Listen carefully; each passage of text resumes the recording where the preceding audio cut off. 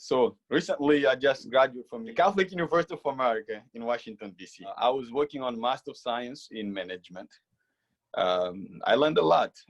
I would say is that, well, when I looked back, is that when I came here, I thought there was nothing that I have that could have helped me succeed or help me live the American dream rather than just focusing myself into school.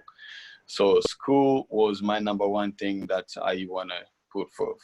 I realized that I have gotten a chance to be in a country where I have opportunity to go to school just like everybody else. I don't have to be born in this country for me to be able to go into a good school, for me to be able to pass all my classes, to find a job, to connect with others, or to stay positive and carry on the characteristics that is going to define me better and put me into the place that I wanted to be. So my number one thing focus was just a school thing.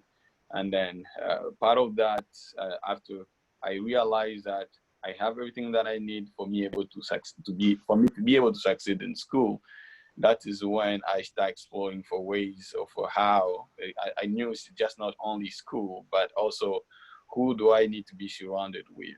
Who are some people that could guide me through it? Over the past of the year, I've gotten to know that there is a huge community that have come not only from Congo, but in Africa that live in Dallas-Fort Worth area.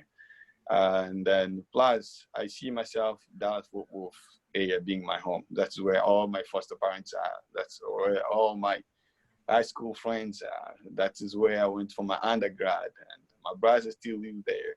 And so I want to come back and go to Texas A&M for my JD, and hopefully at one point to be able to start practicing law in Texas, and where I'm going to be working to help my community and friends. And so I see myself coming back. And so there is something that in order for us to achieve something, we have to let it go. And that's probably, it's a very difficult decision for some of our youth to make, because it involves you being accountable, because it's going to put you in a situation that you're probably not going to like. You probably find yourself, this is just too difficult. You don't want to try, because it's meant to be that way.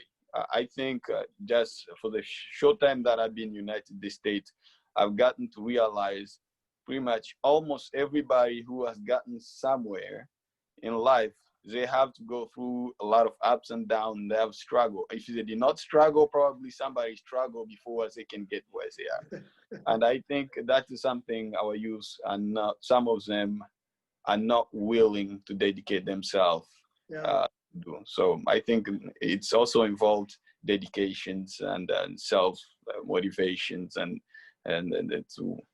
to make sure you work hard and achieve more. And well, you guys have modeled that for us, and I once had a mentor who said you got to give up to go up, and you guys have given up a lot to go up, and you're on your way, and we're delighted to be part of your stories.